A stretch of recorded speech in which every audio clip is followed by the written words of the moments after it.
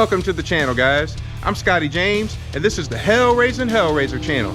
We are all about having fun and raising hell in my 2020 Dodge Challenger Scat Pack Widebody and my 1994 25th anniversary Pontiac Trans Am.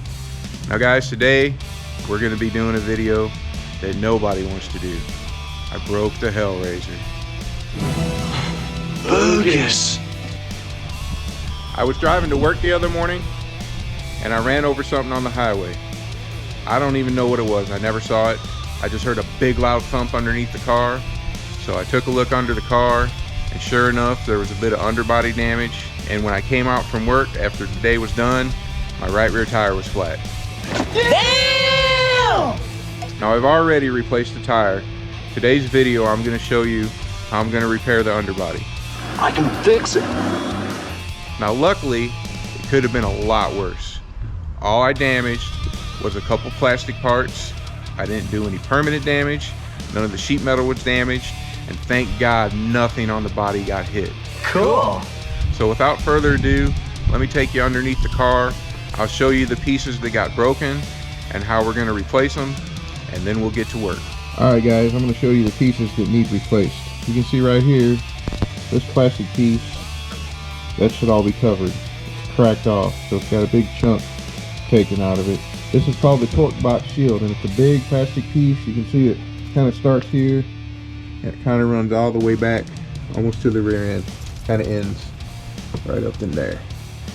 So there's only a few body pins and a few nuts that hold it on, so it shouldn't be too hard to replace. The second piece that got busted, if you guys are familiar with these cars, you know there's like a hoist pad here. Well, this is called the torque box shield hoist pad, and it starts right here. It's got a little rubber going around it, and then it ends right here, and you can see it got the pad busted off and a little bit of the front busted off here.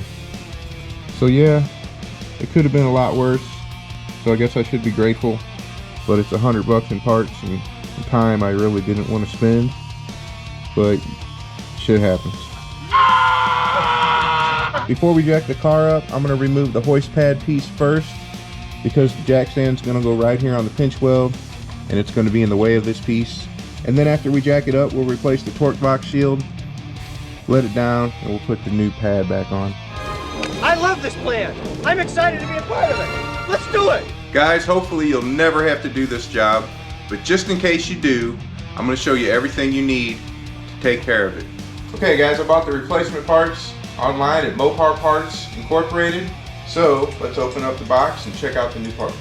Alright, we got the torque box shield, and here we got the torque box shield hoist pad, new bolt already installed. And I did get new fasteners for everything, just in case, especially with those body push pins. You never know when they might break, so you always want to have extras of those. So I got all the push pins, all the nuts, 1, 2, 3, 4, 5 nuts. So there we go, there's all the new parts. It's like we're in business. Now you could probably do this job without jacking up the car, but I recommend you jack up the rear to make your life a little easier.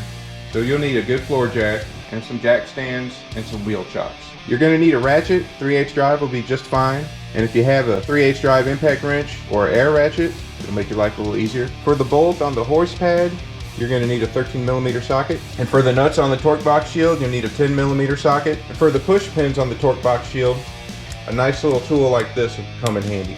If you don't have one, you can use a screwdriver, but this little tool will make your life a lot easier. And that's it guys, it's going to be a pretty straightforward and simple job, and this is all you should need. So let's get to it. Alright guys, we're going to take the hoist pad off first.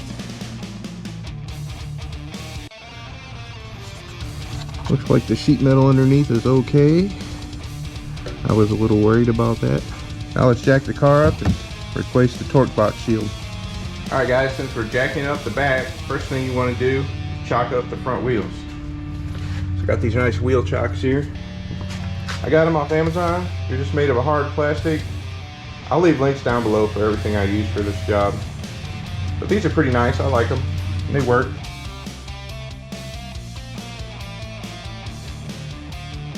Alright guys, to jack the car up, I got this Daytona 3-ton low profile long reach jack. Got it at Harbor Freight. I got this little rubber piece set on the saddle to keep from scratching the car up. To jack up the whole rear end, there is a cross member just behind the rear differential. You can't see it, but once I get it jacked up, we'll get under there and I'll show you where it is. You don't want to jack it up on the differential. It's not recommended by Dodge. It's an aluminum differential housing, so you definitely don't want to jack it up on those fins. There's a lot of people that do it, but I'm not going to chance it with my car. So that's why I use that cross member. And then, like I said, I'll put the jack stands under the pinch welds. Anyways, let's get to it. You just want to place the jack pad right behind the rear differential and then jack it up so it's almost touching against the rear differential, but not quite. And you'll hit that cross member no problem.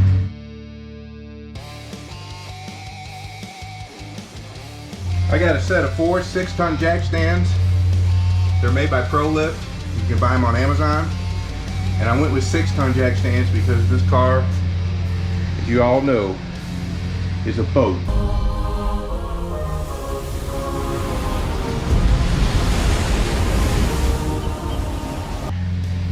So safety first. And I got these nice little plastic rubber pieces to go on the top to protect the bottom of the car.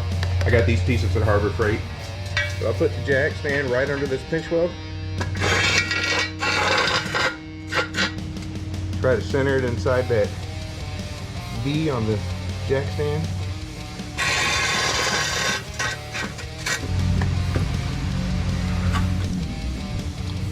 Alright guys, there's that cross member. It runs all the way behind the rear end. And as you can see, I got the floor jack right on it. Makes it a nice safe place to jack it up. You don't have to mess with jacking it up at the pinch weld. Get the whole rear end up at once. I'll be damned. First, we'll remove these 3 push pins from the torque box shield. And then we'll remove the 5 nuts. Now we're going to install the new torque box shield.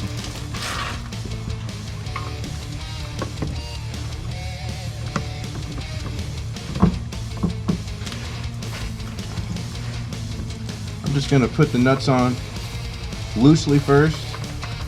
That way I can line everything up properly and get the body pins in the right spot, and then we'll tighten them down.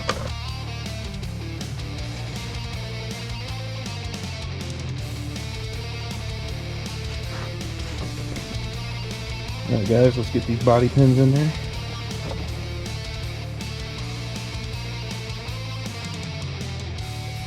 Alright, pins are in. Let's tighten these nuts down. I'm just going to use a ratchet on these. I don't want to over tighten them.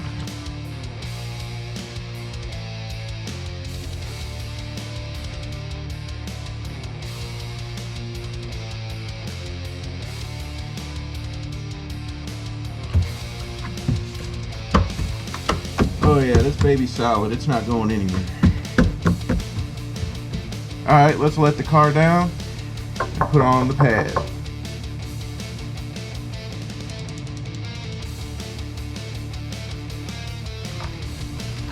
Alright guys, it's time to put the new pad on.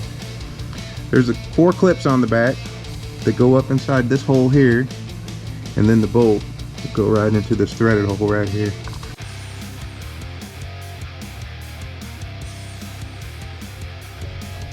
I tried to look up the torque for this.